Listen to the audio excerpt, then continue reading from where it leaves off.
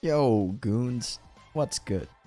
Today I've got an interesting video. So I've gone through every controller in search of one to settle on, and I played Goldlewis on every single one of them, except for Pad really, but I have one, we'll still talk about it.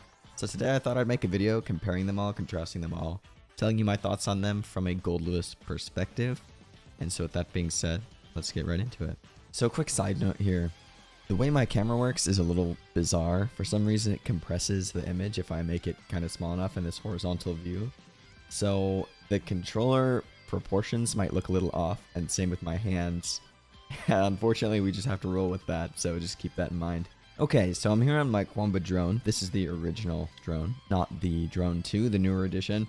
Great stick. I was on the Obsidian for most of the time I played Goldlewis, but I just used this stick to kind of test the waters. So it's still a very good stick, and I very much enjoyed my time on it. Well, I think stick, the biggest advantage of it when it comes to playing Goldlewis is intuition. This is a character where you do semicircles and full circles for pretty much everything. And what could possibly be better than that than a literal stick that you are spinning in actual circles? Like that is obviously the intended controller for Goldlewis. This guy was made like an arcade character. 100%, Goldlewis was meant to be played on stick. I have no doubt about that when they were designing him. And so, keep that in mind. He does work on every other controller, as we'll get to. But the biggest advantage of stick, like I said, is going to be that ease of use. It's going to be that, anytime you're messing up a semicircle, it's honestly skill issue. Because how do you mess up a semicircle, as I do 2 times, on an arcade stick, where you can literally directly motion the stick in a semicircle? And that's a very nice advantage, not messing up your behemoth inputs, and also being able to churn very quickly is excellent. So for example, I'll do this test on a few other controllers, but being able to get 3 churns when you only jump once is considered very fast, I would say.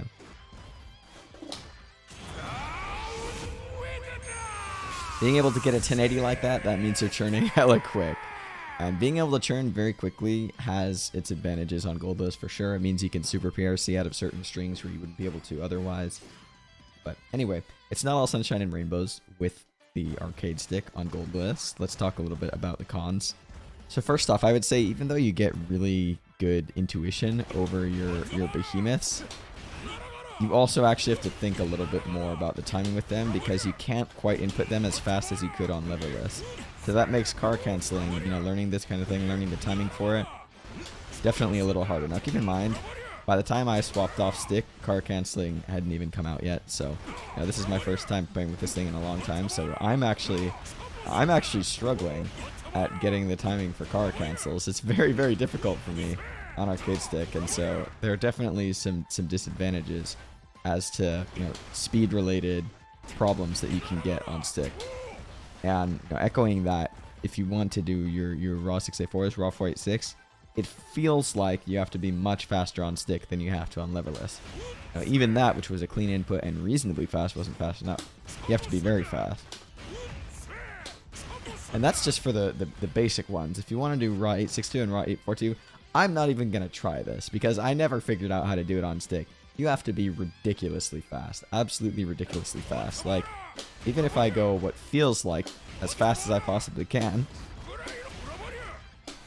I'm literally like jerking my body when I do this. It's tough. And I can't get a single raw. I never figured out how to do this, so kudos to people on stick.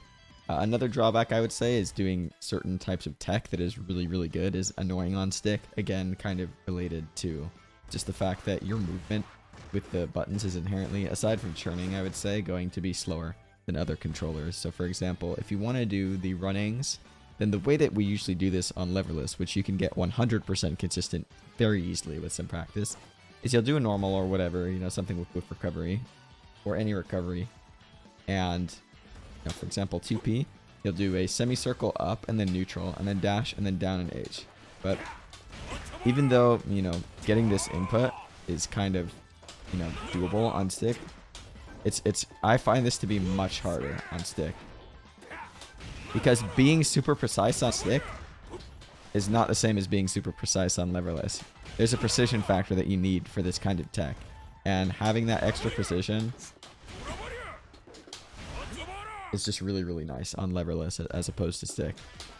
you know, I'm having a hard time here. I'm demonstrating it at least for people who are trying to figure out how to do this on stick.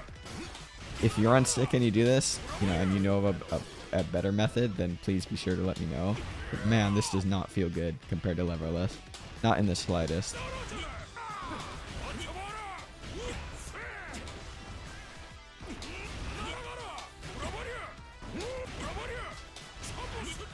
That's what it would look like, I guess, if people want to see how to do it properly. But again, I'm no expert on this. You know, it can be made consistent though.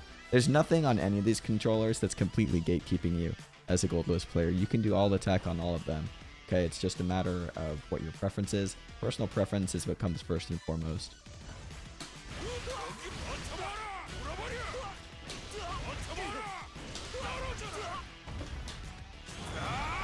So even though I've still, you know, I definitely lost my touch on stick.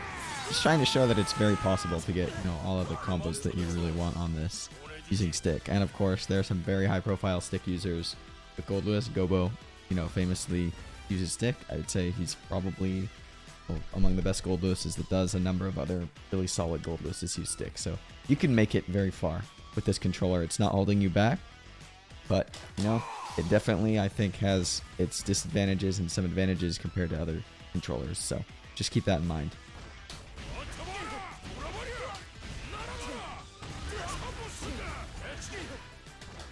But yeah, just being able to do that fast churn and having access to all those, you know, very controlled semicircles during combos is really, really nice.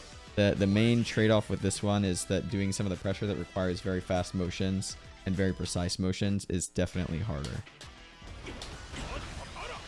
Something like this tech is definitely easier, I think, on other controllers than it is on stick. But that being said, I think that just about wraps up everything that I wanted to show on stick. So let's move on to the next controller. Okay, so now we're here on my current controller, which is the Victrix Pro FS12. This is a Hitbox. Any Hitbox is kind of equivalent. I just use this one because I got a very good deal on it locally and it was unused, and it's a very sturdy piece of hardware. Out of the box, PS5 compatible. You know, it's got some pluses for it. Anyway. With respect to Goldlewis, I will say the biggest advantage of all leverless controllers, and not just Hitbox, is precision and speed. You compromise on intuition, but you get precision and speed, and that's kind of a big deal. You know, like, I figured out how to raw on Hitbox in literally 5 minutes. This took me a year on Mixbox to figure out how to do, and I needed some kind of cursed method. There's no cursed method on Hitbox, it's just literally brute speed, and it's very easy. So anyway, let's get into it. So definitely the biggest drawback when it comes to learning Hitbox Goldlewis is going to be the fact that you have to relearn how to play this character if you're coming from any other controller. Now, swapping to any controller from any controller is always going to be hard. I can tell you that much, having done it like 4 or 5 times now, okay? But especially going to Hitbox from anything else, on Goldlewis specifically. On other characters, I don't think it's that bad of a transition. On Goldlewis, it's very tough, mostly because behemoths with up in the middle are no longer a semicircular motion physically in real life, right? If I'm doing 6-8-4, watch very closely at my inputs here. 6-8-4. It's not a semicircle, right? On Mixbox, which is WASD, you literally do 6-8-4. It's still a semicircle, right? It's like an arc this way, which is how it should be. No, that's what it's intended to be. But on Hitbox, it's not an arc. It's like this weird triangle shape. And I will tell you now, that will seriously mess you up when you're first learning Hitbox. Like, it is, man, is this very hard to get used to. And I've been on Hitbox for maybe, like, I don't know, 10 hours, 10 to 15 hours, I would say, in total, in this game at least. And I'm still not adjusted, I would say. I'm definitely still not adjusted from where I was on Mixbox. But there are some things that are very, very good. Now, I will also say another drawback is that you can sometimes be too precise on Hitbox.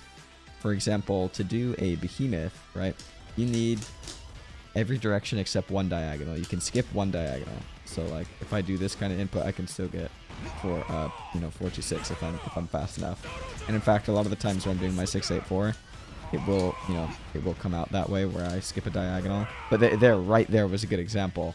I literally got 6 and then 8 and then 4, and you don't get a behemoth if you do that, right?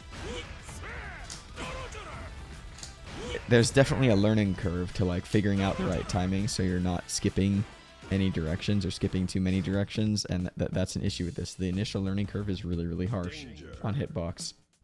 But what's nice is, of course, like all Hitbox users on Strive, you get access to fuzzy jumps, and you get the fastest, cleanest possible fuzzy jump because of up priority SOCD. So you hold down back, you're holding block, or you're holding back, and you can literally just tap up. You'll get a jump, and that's the fastest possible way to go from block to air block, and that's really disgusting. Obviously, on fuzzy jump, Goldlewis can get really good punishes.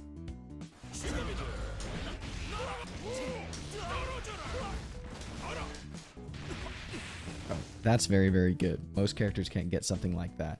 And even if it gets blocked, obviously JD is a disgusting button, so you're chilling there. Now I'll just show some combos, I guess, with Hitbox, just to show, what it kind of looks like when you're using this thing, for regular Goldlewis stuff.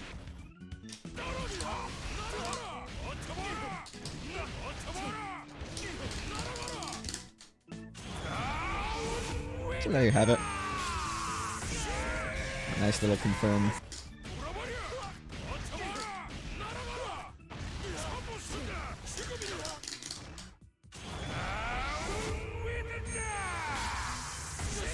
So I know a lot of Goldlewises haven't figured out how to do running 1080, and I can just tell you now it's the same on pretty much every controller. This is just a little side note, but basically you do your 1080, and you can maybe skip a few directions while you're doing that 1080. I think maybe at most one diagonal per circle, per spin, I think you can skip.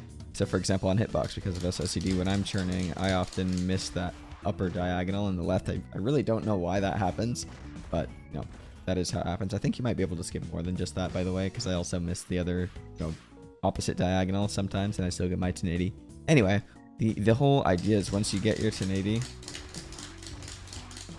you literally just hold forward and then dash and P. That's how I do it on literally every controller. Now, depending on, what side you're on and what controller you're on and how you churned, that means you'll have to do a different motion at the end. If I'm facing this way, I basically do an extra 426, to get that dash. I always churn in this direction. I always churn in 4268. On every controller, that's just my preferred method. I think it's easier, and I think it's for the best. Yeah, the biggest tip I can give for churning on Hitbox is to not go too quickly, otherwise you're going to have issues. Like if you try to go like this, your inputs are just going to go all over the place. You can kind of roll your fingers like this and get turns that way, but even that's a little annoying. Going slower and getting your churn is going to be better a lot of the time, but you can still super PRC on knockdown with this controller, I will say that. The runnings are extremely easy on Hitbox. It's very, very easy. The method is, like I said, quarter circle up, neutral dash down H during the recovery of a button. And it's just, it's very, very intuitive on Hitbox. So I guess, even though overall this controller is not that intuitive for Goldlewis, there are trade-offs. Some things are made much more intuitive by having precision. And of course that includes like doing all the advanced tech.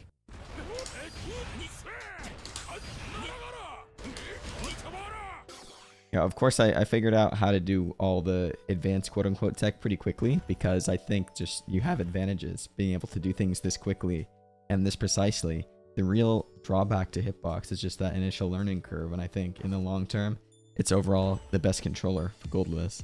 So, bear that in mind. Bear that in mind. But again, there are high-profile players on Goldlewis on every controller that I'm going through in this video, and you don't need one to be successful on this character. You really don't, okay? But if it were up to me, if I had to rank order them, this one would be at or near the top for sure. Hitbox is very, very good for him once you're used to it. That initial learning curve is a big drawback though, okay?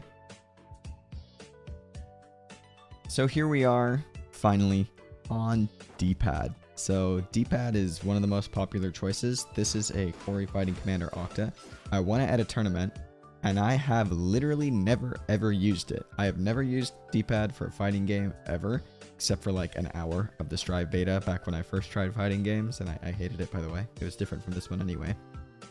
And so let's just look at, how it fares for Goldlewis Gaming. Wow. Okay, in literally less than a minute, I've already done a raw. So definitely one thing that the pad seems to have going for it is you get the speed and you get the precision. And you get the intuition as well, because you maintain the semicircle property of playing on stick, because you're still, you know, everything's still in a circle on the D-pad. But also you can move so quickly because it's so small and you just have to do it with one finger. And you can even be a little lazy. I think this depends on your D-pad. Like some of them vary, but on this one you can be very lazy with like the motion that you do.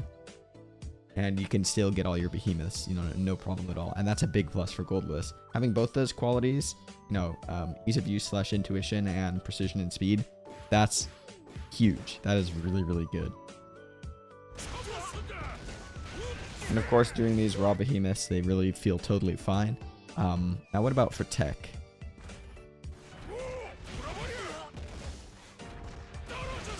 Alright, cool. Feels totally easy, feels totally intuitive. So again, just like with any controller, the method for the runnings is going to be a quarter circle up forward or up back, depending on which one you want, and then neutral, dash, down, and then H. And, you know, once you figure out how to do the input, as long as you can replicate it on other controllers and you know the timing, it's not that bad. This is actually definitely easier than stick for the tech in particular, which just goes to show that the precision is there, even though you still have the intuition. And again, I want to reiterate, that's very, very good.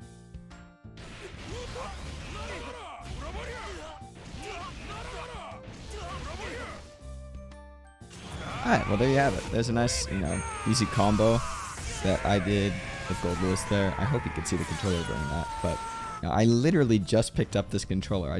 I literally have never used it before.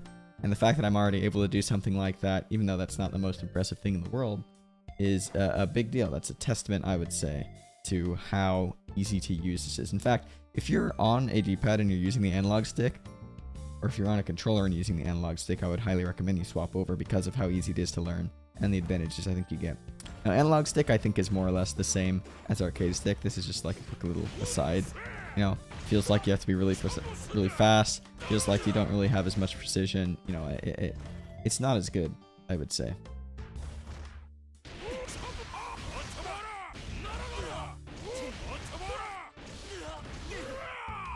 Still, it's very intuitive, you know. Because again, anything where you're like spinning in a circle is going to be intuitive with Goldlewis. And look how fast you can churn on this. Damn, that's probably faster than stick. Anywho, I think that just about wraps it up for D-pad. I'm not going to push myself any further in trying to do all the tech and inputs with this because I just learned it. It wouldn't really be worth the time. I don't use D-pad, but for the sake of this video, definitely gets an S tier for Goldlewis controllers. I would highly recommend D-pad if you're looking for a controller for Goldlewis. This is amazing. This is just so easy to use and so good. And there's so many different pads on the market. You can really choose what you want. So yeah, let's move on. Okay, now finally we arrive at the Mixbox. Now I'm also going to group keyboard in here because it's more or less the same thing. If you want to play on a Mixbox on keyboard, literally WASD, and just like pick some 8 buttons on the right. I guess you could do like, I don't know, UYOPJKL semicolon would be a way to emulate this. Also Hitbox, you could do spacebar instead of W if you're up. But anyway, that's why we're skipping keyboard. It's because it's more or less just same as one of those two. Anyway, this is an official Mixbox, right? Comes from the website. Good build quality and everything. I used this for a very long time, the longest of any of my controllers. And I also got some very good results with this. I've beaten, you know, pretty much every top player under the sun in tournament with this, at least once anyway, and gotten very good placements as well. So again, even though right now there probably aren't any top Goldlewises using Mixbox anymore, I just want to say that like I got some very strong Goldlewis results with this, you know, and reached the top level, I would say. So it's doable with Mixbox if you have one or if you want one or whatever for any other reason. Now, it's hard for me to be unbiased on Mixbox because I used it for so long. I mean, even though this is my first time booting it up in a while, it's still like easily my preferred controller in terms of you know, what I want to use and what's easiest to me and how little I have to think about doing my inputs. Yeah, like these combos from before, I can still do them without thinking at all. You know, it doesn't require any effort on my part. You can do any tech on Mixbox. Doing the runnings is very intuitive. I did this many times in my tournament runs on this controller. You know, and I had it more or less mastered. I had everything, you know, I feel like I definitely achieved mastery with this controller. Everything I was doing, you know, wrong was not a function of the controller.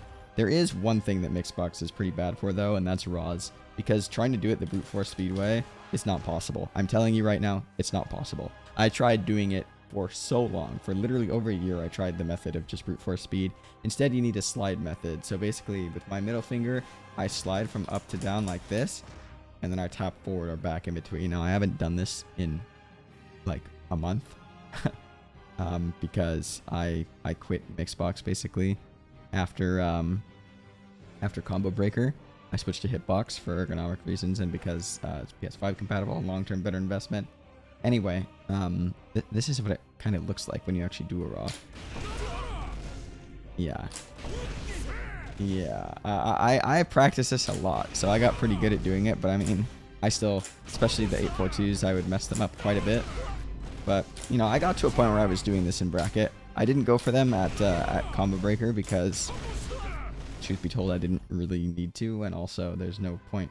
Like, against an opponent that you do need to, there are issues when it comes to messing up, risk reward. That's kind of just a problem with RAWs in general. But on Hitbox, it's not an issue because you can get it 100% consistent. This is like such a cursed method. This is such a cursed method for doing it. So I zoomed way in for you. Like, look at what I'm doing.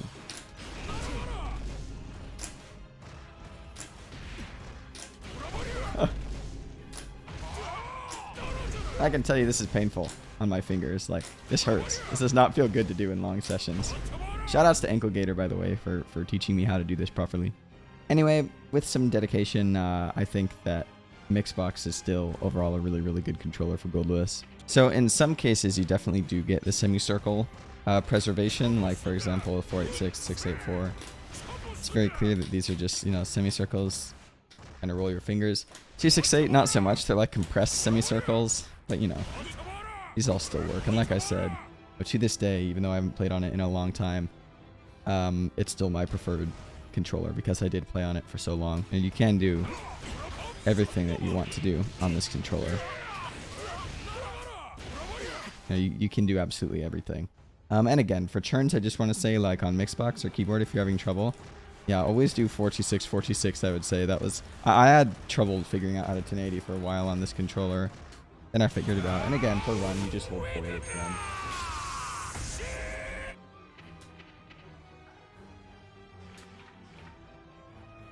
So we'll just show some combos on both sides that involve the running 1080s.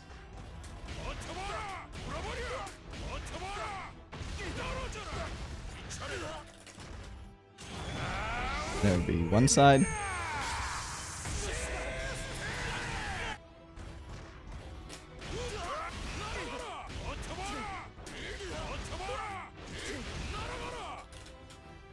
And there would be the other side. So the way I run 1080, by the way, is that, like, because I hold forward on either side, but I always start churning with back. On this side, after you do, like, the last up, you just hold forward. Like, because you start churning with back, you end churning with back too. So on this side, it's really easy. Like, you just hold forward where you end. But on the other side, I do an extra 426 after I finish my 1080 to run. And by the way, you can also Kara Super with this same method, because if you're doing an extra 486 or 426, you just plink H and then P, and you can Kara Super using that. But that's a side note. Anyway, that's going to do it for this one. Hopefully it gives some intuition and some understanding of every controller for Goldlewis. That's all for me, guys. See you later.